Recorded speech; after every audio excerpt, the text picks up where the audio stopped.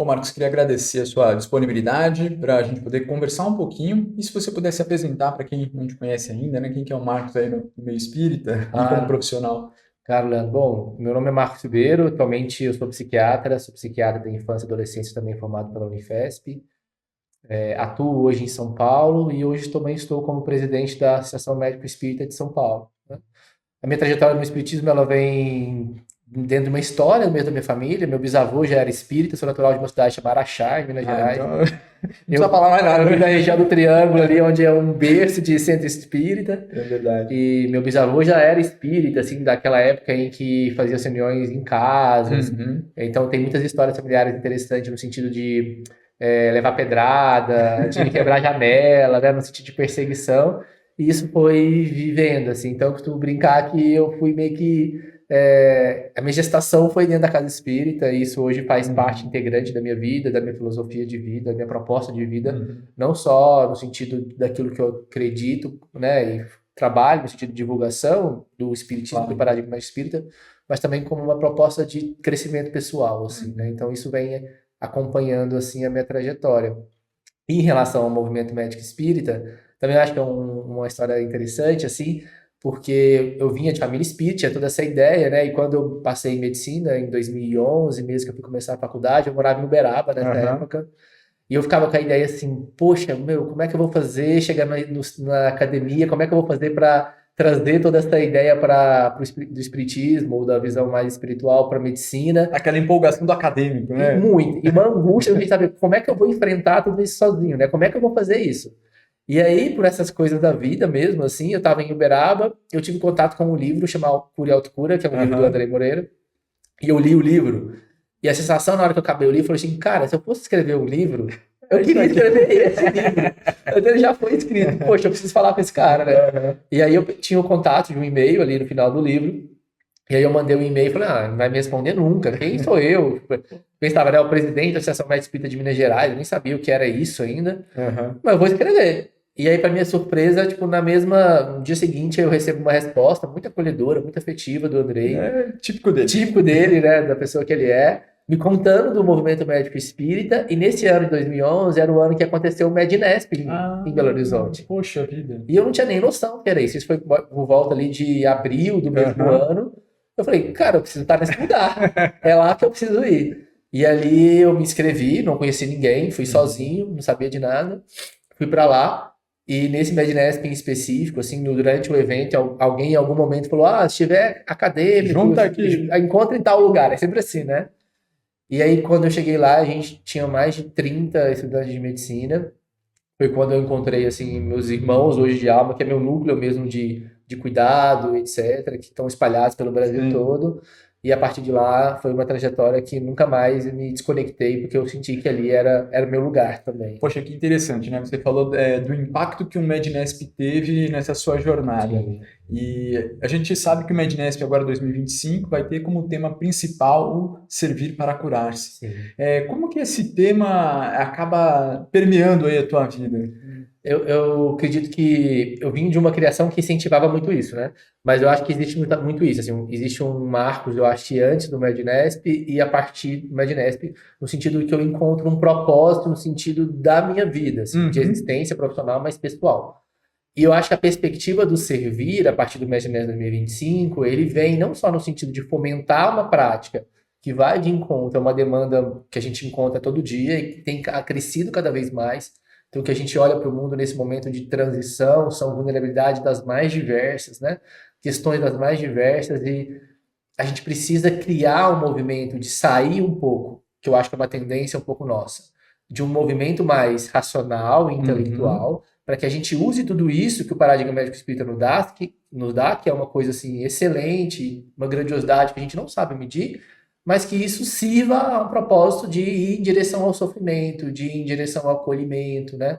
Porque isso está na base do próprio movimento médico espírita. Se a gente for pensar que a gente tem como patrono Dr. Bezerra de Menezes, e como grande idealizador Jesus, se a gente olha para a vida deles, é impossível se dissociar O o servir. servir. Isso está na base de quem eles são, de quem eles representam, né?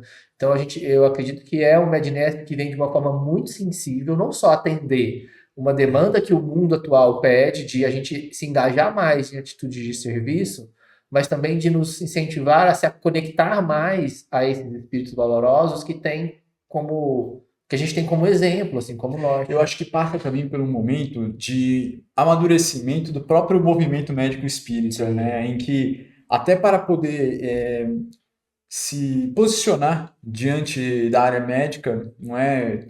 Essa busca pelo conhecimento técnico, baseado em evidências, a parte científica, para você poder justificar uma prática.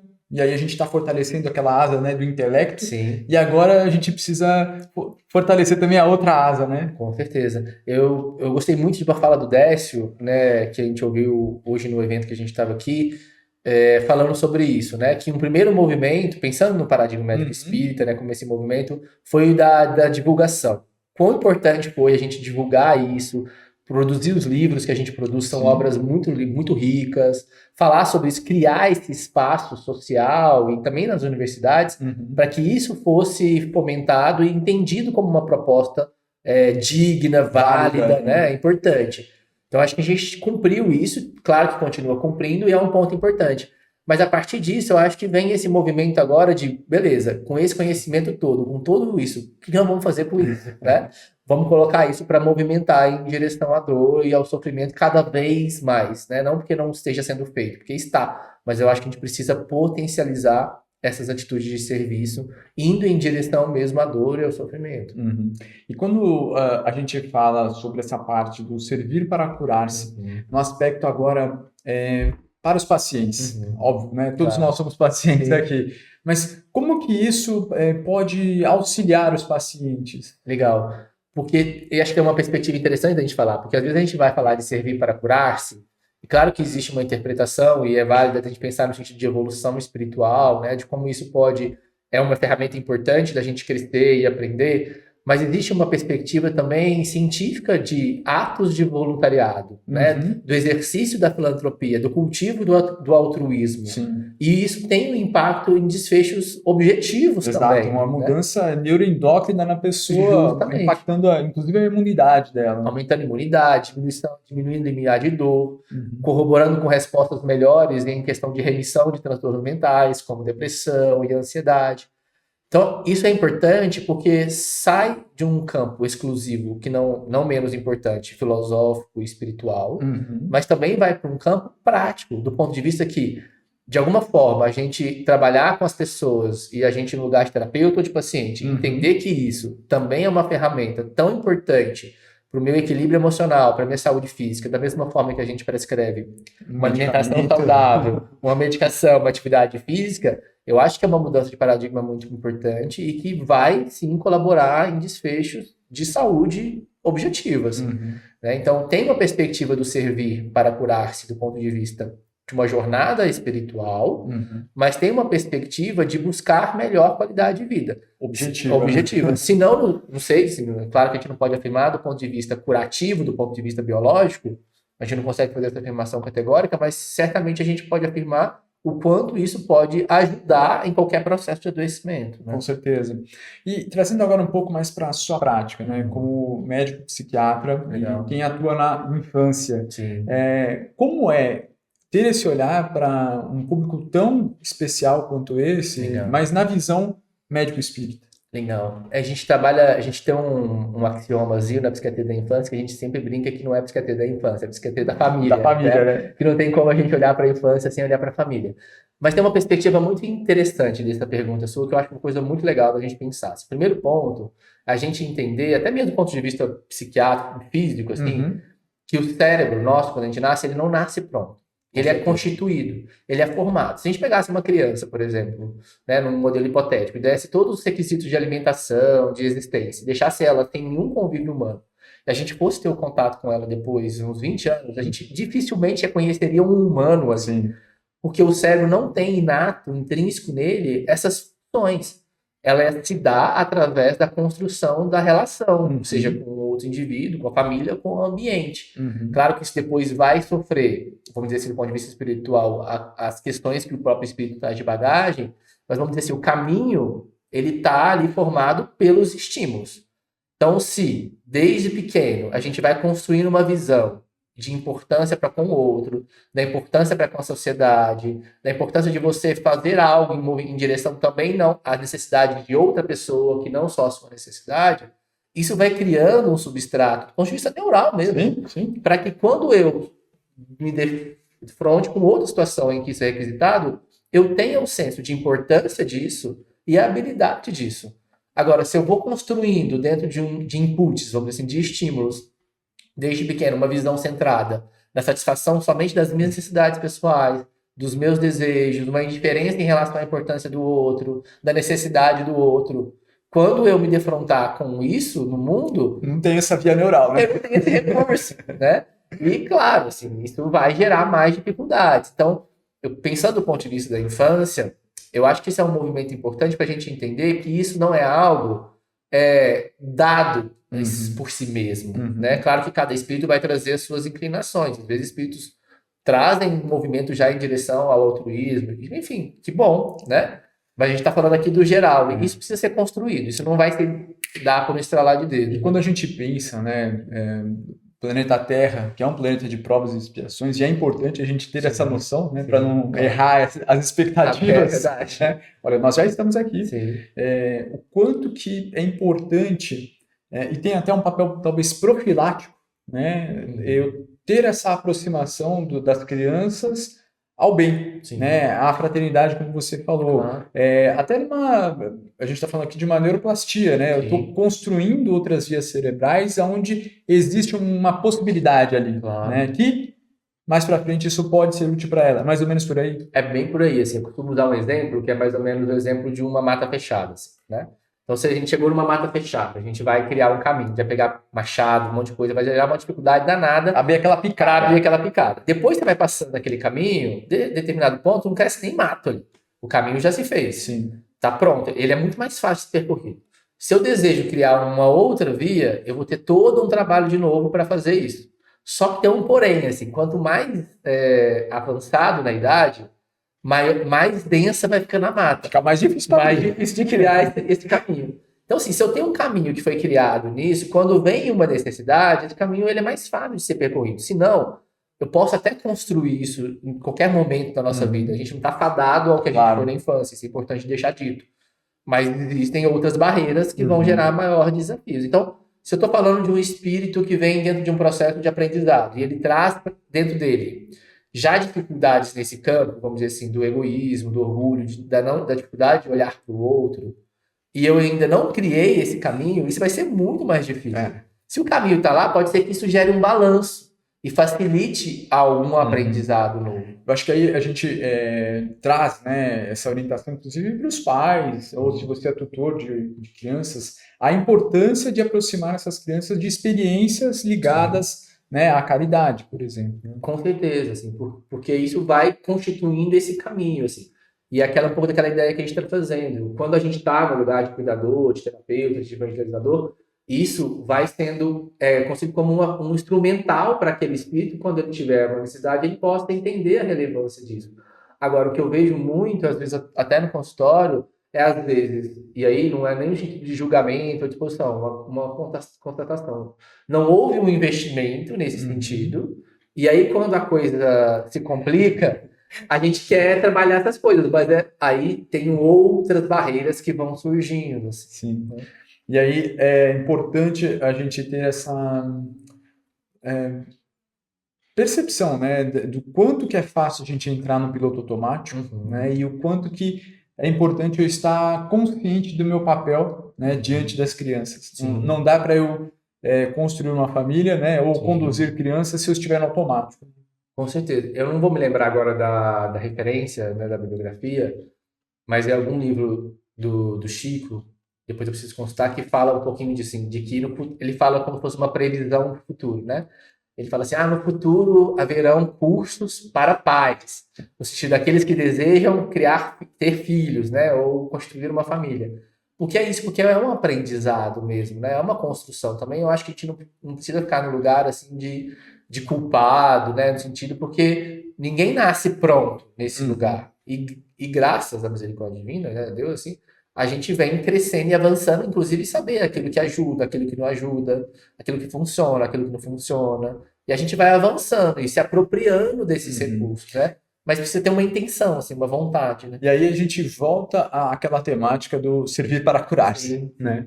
O quanto que eu estou servindo em casa, Sim. né? E esse processo, na verdade, faz parte até talvez da minha cura, da cura daquele que está próximo de mim, a cura daquele sistema do estou imerso. É mais ou menos por aí, né? Eu acho que esse é o caminho, assim, porque tem isso também, eu acho uma ponto interessante, né?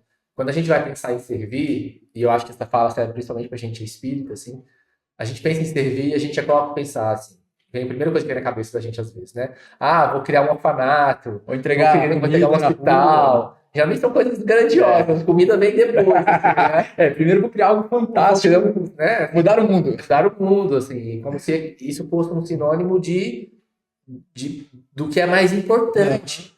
E às vezes o exercício do servir tá isso, dentro do lar, assim, da importância que eu vou dando para esses momentos, porque entender a importância disso, talvez no mesmo lugar, por exemplo, de eu fundar um orfanato, talvez me faça como pai, como educador, como profissional de saúde. Tem uma outra postura, né? Uma outra postura de entender, poxa, isso aqui é tão importante, então eu vou começar a reservar na minha semana um momento de maior qualidade de investimento nesse filho e vou deixar meu celular de lado, pelo menos aqui 2 horas, para me estar com ele, junto com ele, assim, vivenciando isso com ele. Isso não acontece na grande maioria das vezes, assim, né? E aí tem histórias de pessoas, de pacientes que procuraram, e eu, na conversa com a criança, com o adolescente, etc., perguntar assim, o que você mais gostaria? Um adolescente deprimido e tal, e ele pergunta, o que você mais gostaria? Ah, que meus pais estivessem mais tempo comigo, assim. Porque às vezes vai nessa automático, loucura, né? E às vezes está imerso em coisas tão grandiosas, e o que é talvez mais grandioso nesse momento, que é esse período da vida da gente, que a gente está mais aberto para que todos esses estímulos e construções de valores e princípios seja colocado, ele não tem um investimento, assim, né? E aí, pelo prisma, né, de saúde e espiritismo ainda, né, essas conexões familiares, a gente tem um entendimento de uma importância ainda maior. Tem uma questão de um planejamento reencarnatório com o qual nós estamos comprometidos também, não é? A gente é muito claro para a gente na doutrina espírita que todos esses vínculos familiares, esses laços, né, que vão sendo construídos, eles não são ao acaso. Eles têm um objetivo não só para o indivíduo que reencarna, às vezes com uma questão mais difícil, mas certamente para todo aquele núcleo que está envolvido dentro daquela questão. O aprendizado ele é sempre em conjunto, assim. E ter uma ideia da grandeza disso, da importância disso, eu acho que é algo que a gente precisa exercitar.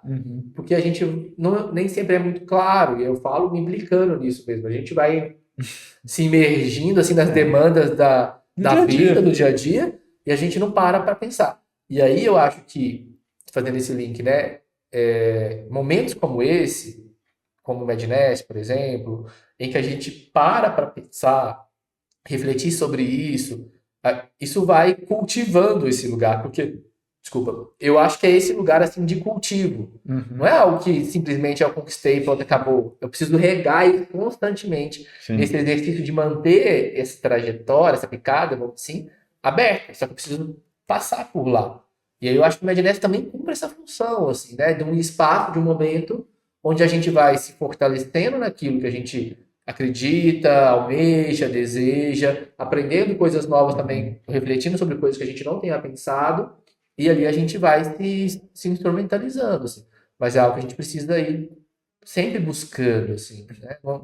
Se alimentando disso. Você falou do Mednesp, e quando a gente fala de Mednesp, não tem como não lembrar, né, do papel da doutora Marlene ao longo dessa jornada, né? Você poderia contar um pouquinho como é que foi a tua experiência de contato com ela? Sim, eu tive algumas experiências muito marcantes com a doutora, assim, né? Já no primeiro Mednesp, assim, nesse momento que eu falei, em 2011, que a gente encontrou lá aquele grupo de estudantes, etc., eu lembro muito dela sempre fazer muita questão desse lugar, assim, né?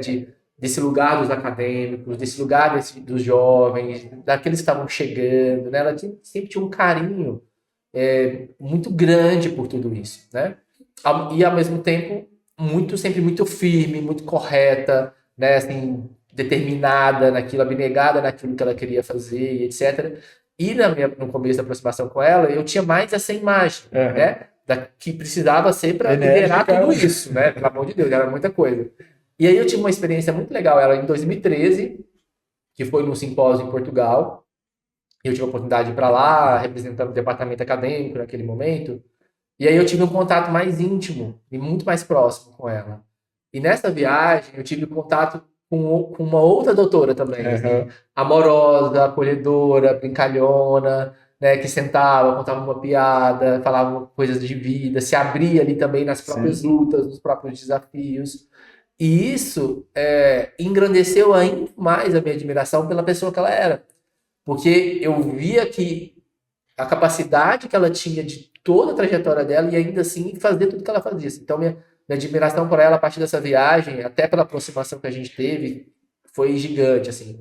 E eu tenho essa imagem dela, assim, de um espírito muito forte, muito determinado, abnegado naquilo, do papel que ela tinha que realizar, mas ao mesmo tempo com uma capacidade também de amorosidade, de acolhimento, Sim. de te trazer para perto, E assim, aí é de me marcar. interessante o quanto que ela lutava contra esse personalismo, né, que acaba Sim, acontecendo muitas vezes no sim, movimento. E justamente isso acontecia quando ela demonstrava essa humanidade que existia nela. Então, justamente. às vezes as pessoas que estivessem um pouco mais distantes, né, você cria, assim como todos nós, né, Uhum. uma imagem idealizada, Sim, né, de sim, uma pessoa que está em cima do palco, e quando sim, a gente vai ver, todos nós somos pacientes em justamente. alguma questão da vida, né? Sim. Eu concordo, é isso mesmo. E também, ao mesmo tempo, todos temos assim a potencialidade de fazer algo, né? Perfeito. Porque isso mostra que, mesmo com as nossas limitações, né, sejam as minhas, as suas, né, do pessoal que está nos ouvindo, cada um aí na sua vida nesse sentido, sempre há algo que a gente pode fazer, sempre há um servir para o qual a gente pode se movimentar. A gente não precisa esperar que a gente seja maravilhoso, perfeito, que não vai Uma condição ser, ideal, para né? começar a servir de alguma forma, né? E é isso, eu acho que e o exercício desse caminhar é que vai se fazendo dentro desse movimento. Uhum. Então, eu acho que existe esse lugar de entender que somos, reconhecer as nossas fragilidades, mas a partir disso também entender A as potencialidade, né? potencialidades que a gente tem para mudança. E eu acho que esse reconhecimento, né, de pontos de luz e sombra que a gente tem Uhum. acaba se expressando também muito na sua prática clínica, eu estou imaginando, com os Uhum. pacientes Uhum. relacionados à saúde mental. Você Sim. poderia comentar um pouquinho desses desafios? Claro, assim, porque eu acho que, assim, pensando na prática de saúde mental, eu acho que o primeiro movimento, porque assim, se você não tem esse olhar de se reconhecer nesse lugar, eu acho que dificulta muito você conseguir se conectar com o outro que está trazendo essa fragilidade. Uhum. Se eu não entendo a partir das minhas próprias questões, né, as minhas questões, o quanto é frágil, se não saio desse lugar de um possível lugar assim de um personalismo, de uma grandiosidade que não é real, quando o outro traz o sofrimento e a dor para mim, eu vou condenar, eu vou julgar, eu vou tirar para lá, eu vou excluir, não vou conseguir me conectar ao sofrimento, Uhum. né? Então eu brinco, mas é uma verdade, que eu falo assim que eu acho que Deus me deu uma oportunidade maior de evolução nessa vida, que é ser psiquiatra. E não é pelo fato da psiquiatria, assim, mas é porque eu acredito que a psiquiatria, de alguma forma geral, por a gente lidar com o sofrimento de um ponto de vista muito grande, às vezes, questões que Da ninguém alma, né? imagina da alma, ele te exige o tempo inteiro. Se você estiver realmente interessado em ajudar, ele te exige o tempo inteiro você precisar se olhar, precisar se modificar, precisar entrar em contato com você.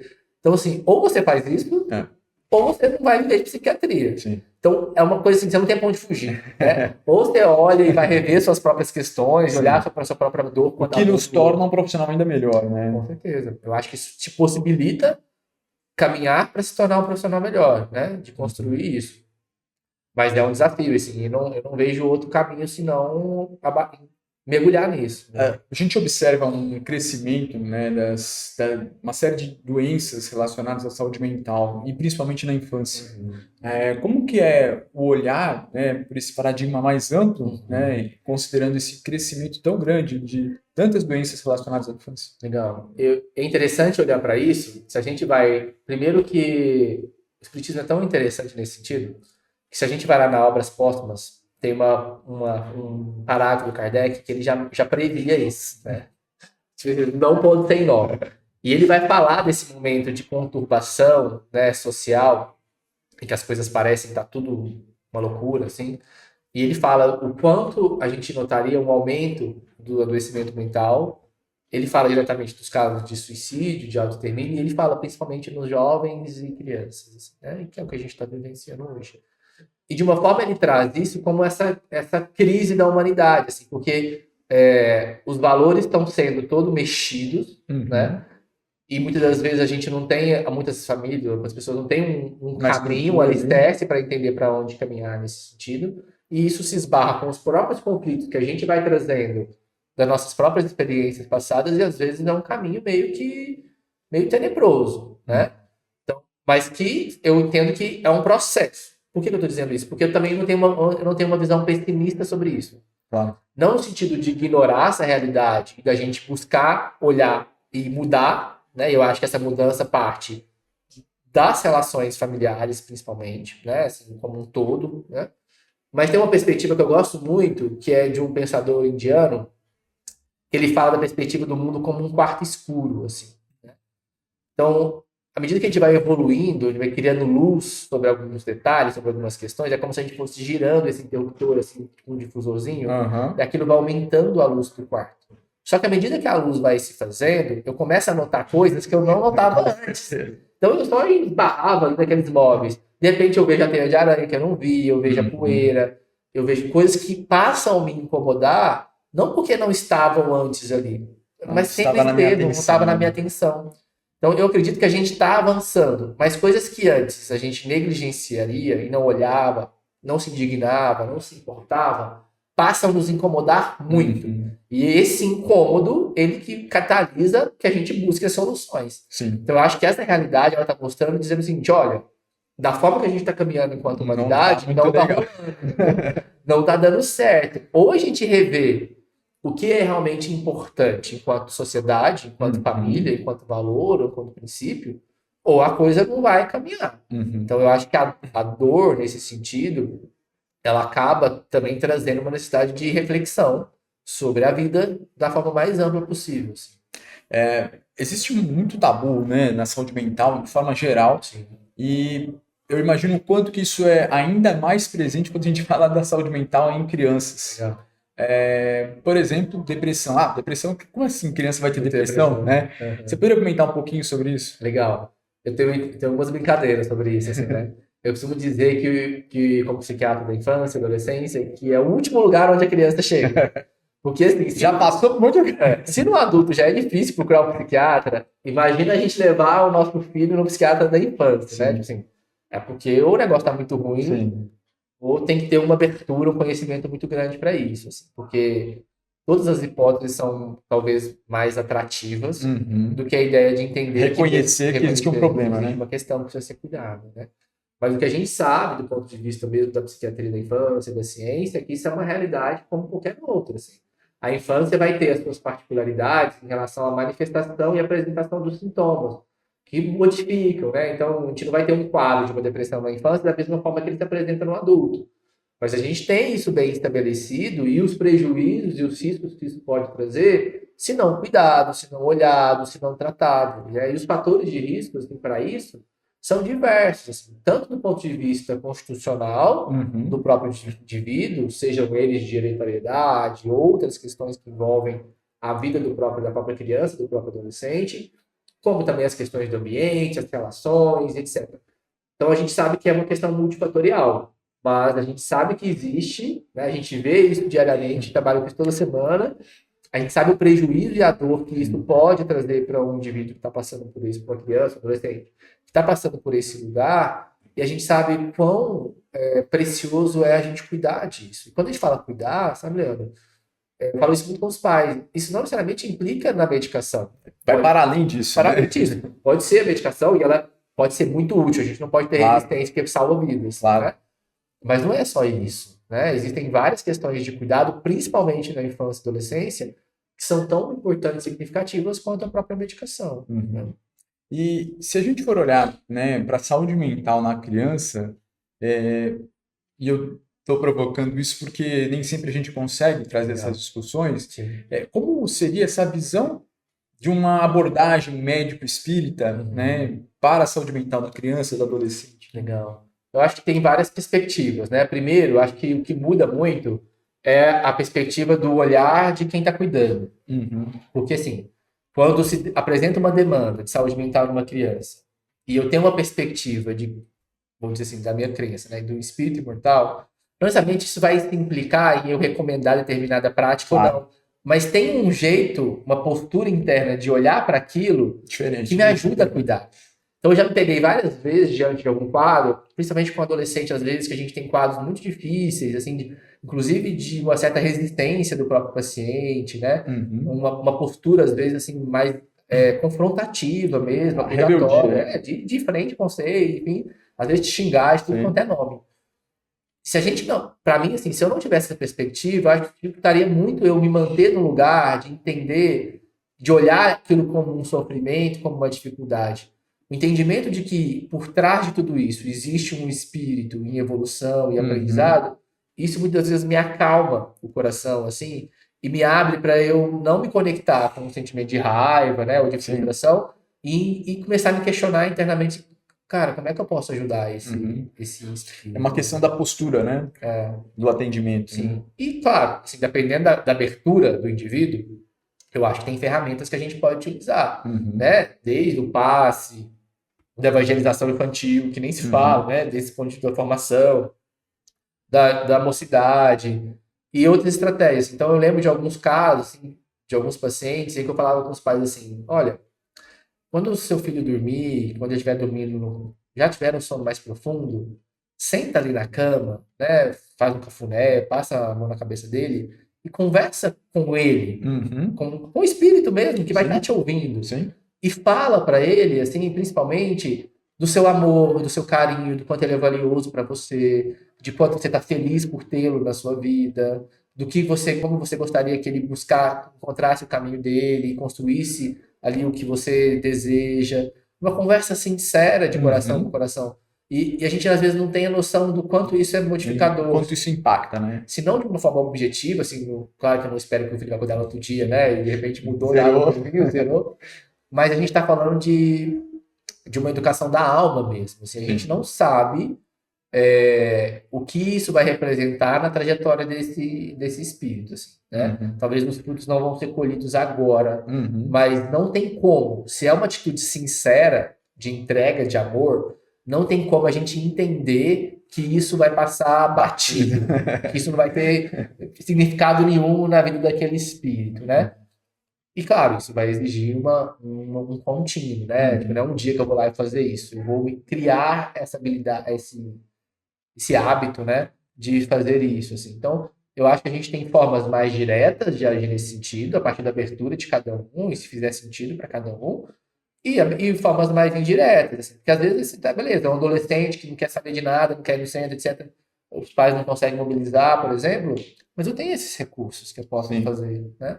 E aí a gente vai trabalhando de uma forma também muito singular, dependendo de cada um, né? claro. De cada contexto. E quando você mesmo trouxe, né, a gente não atende o paciente, mas a família como um todo. Uhum. Como é abordar uma família que às vezes não tem a espiritualidade ali dentro daquela estrutura, né? Sim. Como é possível abordar uma família dessa, né? Ah, eu acho que é possível.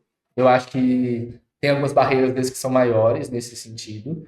Mas eu acho que o caminho é sempre tentar, um exercício que eu faço muito, é de tentar levar os pais para uma reflexão a partir da própria experiência deles. Uhum. Porque quando você pega a família e você começa a fazer assim, ah, mas você tem que fazer isso com seu filho, você tem que fazer assim, você tem que fazer assado.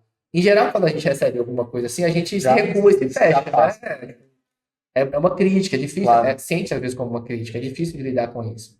Mas se a gente leva o indivíduo a pensar na própria existência dele Uhum. e de quando era ele criança, a gente toca num outro lugar afetivo. Então, Sim. o que eu costumo levar muitos pais a refletir, eu digo assim, vamos tentar pensar em você, quando você era criança, né? O que você acharia de você ter um momento, por exemplo, que seus pais tivessem sentado com você, conversado de uma forma carinhosa, amorosa?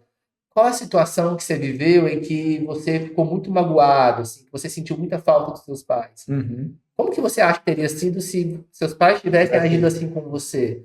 Porque da perspectiva daquilo que eu vivi, e talvez daquilo que eu senti que foi Tem um ponto de apoio real, né, e para me foi basear. falta para mim, eu talvez entenda a importância do porquê de fazer isso com meu filho, assim, Uhum. né? Eu acho que o caminho, eu tento levar sempre para o caminho dos pais viverem na experiência deles da infância e como poderia ter sido diferente a partir de alguma coisa que eles viveram. Assim. Legal.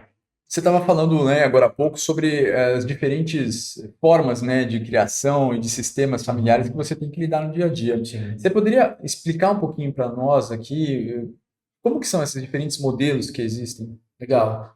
Existem algumas teorias para isso, alguma forma de pensar, e um modelo que eu gosto muito, que é um modelo que a gente fala de parentalidade.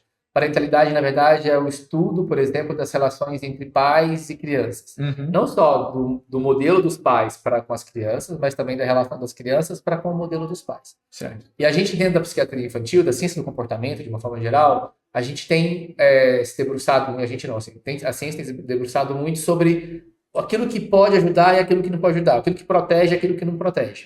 E aí, para isso, tem um modelo que é um modelo de gráfico, que é como se a gente pegasse na vertical um modelo em que a gente trabalha com aquilo que são as exigências e os limites, e um modelo vertical, que é aquilo que a gente chama de acolhimento ou de compreensão. Então, a gente tem, assim, na vertical os limites e na horizontal essa parte da compreensão. Isso, do acolhimento. Então, a partir do momento que eu vou equalizando essas coisas, eu vou formando alguns modelos. Então, aquele modelo de cuidado em que eu tenho muito limite e muita exigência, que é um modelo baseado na regra, no castigo, na punição, na demanda o tempo inteiro, e zero compreensão, que eu não consigo acolher a dor, o afeto, entender os limites, a gente fala que é um limite autoritário. Sim.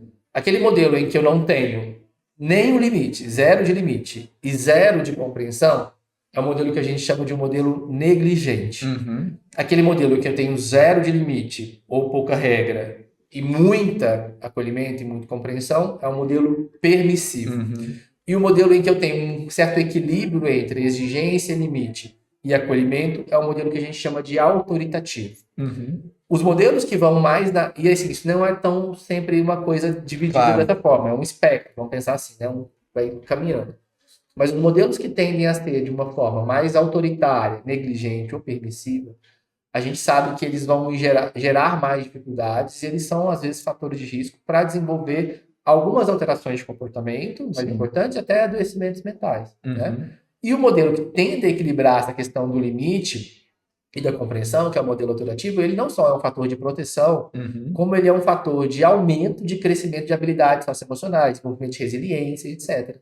Então, a gente tem falado muito isso. Assim, às vezes a gente vê vários extremos. A gente vê famílias que compreendem tudo, acolhem condescendente, condescendente, né? e às vezes não tem limite nenhum. Exato. Não coloca regra, não tem horário, etc. E muitas vezes, né, já fazendo aqui um parêntese, até por um peso na consciência, né? Então, como eu não estou com o meu filho, eu preciso compensar isso deixando ele fazer o que quiser. Porque a hora que eu tenho com ele é muito pequena, então eu não vou falar não para não criar um embate, né?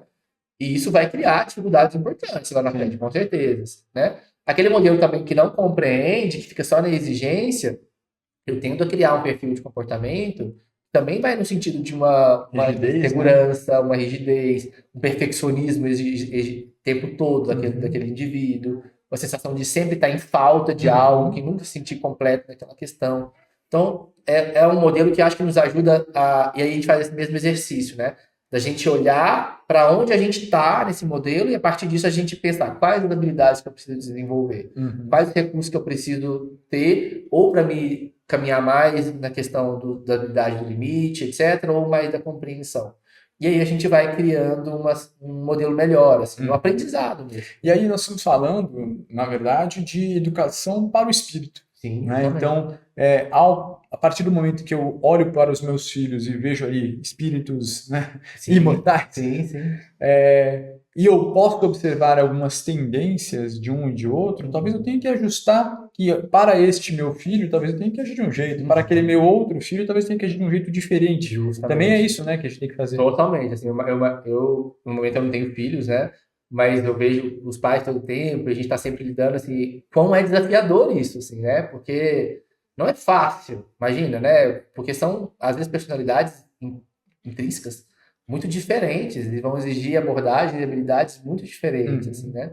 Então, por isso que eu acho que é um servir nesse sentido, dos mais grandiosos, assim, porque é uma coisa que você não tem como correr, você não tem para onde fugir, você não tem... Nesse momento que já aconteceu, não tem como escolher que não quer mais, porque tá ali, né? E você pediu para isso. E você pediu para isso, assim. Então, assim, É um desafio grande, assim, né? Não é fácil, e eu acho que cumprir isso da melhor forma possível, e aqui não é um critério de comparação com o outro, com a família, eu acho que é muito mais uma análise pessoal, fazer aquilo que é possível da melhor forma possível, eu acho que já é um grande servir, assim, Sim. né? Se a gente está atento para isso como realmente um ato de serviço. Nós estamos concluindo aqui a nossa Ah, conversa e eu legal, queria, se você pudesse deixar um recado para quem está em dúvida se vai, não vai no legal. Mednesp, o que que você poderia deixar de... Sim. Bom, queria deixar um recado como um convite para que você esteja conosco no Mednesp em 2025, um evento que acontece no feriado de Corpus Christi, entre os dias 19, 20 e 21 de junho. Lá a gente vai ter a oportunidade não só de falar de temas como esse, então a infância é um tema que tem nos pedido cada vez mais espaço, então isso faz parte da programação do evento, fará parte, terá questões que vão abordar diretamente esse tipo de temática, inclusive com uma proposta que vem no evento do Mednesp, né? De ter mais partes práticas, oficinas, imersões, em que a gente possa vivenciar algumas questões desta. Então, se você tem interesse, quer aprender mais sobre esses assuntos, né? Discutir mais sobre isso, refletir junto com a gente e outros tantos que vão estar ali na programação, eu acho que é uma ótima oportunidade da gente crescer, trocar experiência, tirar dúvida, aprender uns com os outros, com as experiências que vão sendo compartilhadas, e assim a gente poder avançar mais em favor das nossas crianças, né? Que é um dos grandes objetivos aí.